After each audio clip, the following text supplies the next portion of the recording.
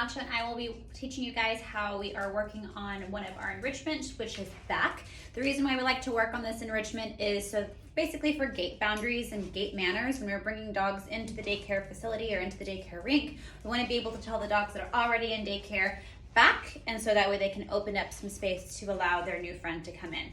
So hopefully you guys enjoy this with me. Nacho, back. Yes. Yes.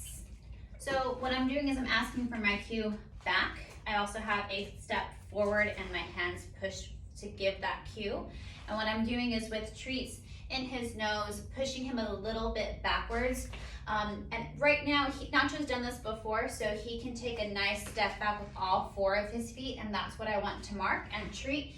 For those of you guys who are just working on this for the first time, maybe you just want to mark and treat after 1 foot has moved back. So every dog might be a little bit different depending on how often they've done this or how skilled they're already at this. Back.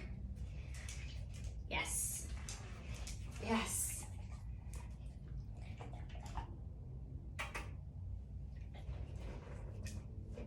Back. Yes. Yes. Now with your lure, you want to be careful. If your treat is too high, you might ask your dog to lure into a sit. If your treat is too low, you might accidentally lure your dog into a down. So whenever you're luring your dog through this, make sure that your treat is pretty much right in line with their spine. And then giving a little bit of pressure moving backwards. Yes. Now, if your dog's doing really well with that, maybe you want to try weaning off of that lure just a little bit, just using your body language. Nacho, back. And no sits.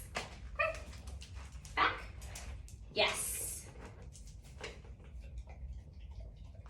So now instead of having treats in his nose and pushing him backwards, I'm using my body language, that same cue that I gave before, to gently take a little bit of space from him.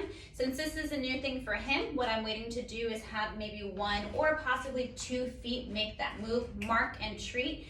I also want to be able to try to mark and treat before he reaches that sit position. Nacho, back. Yes. So at that point, his booty was kind of already curving down, but he hadn't actually gotten into the sit just yet. So we'll work on cleaning that up with Nacho. One more time. Back. Uh-oh.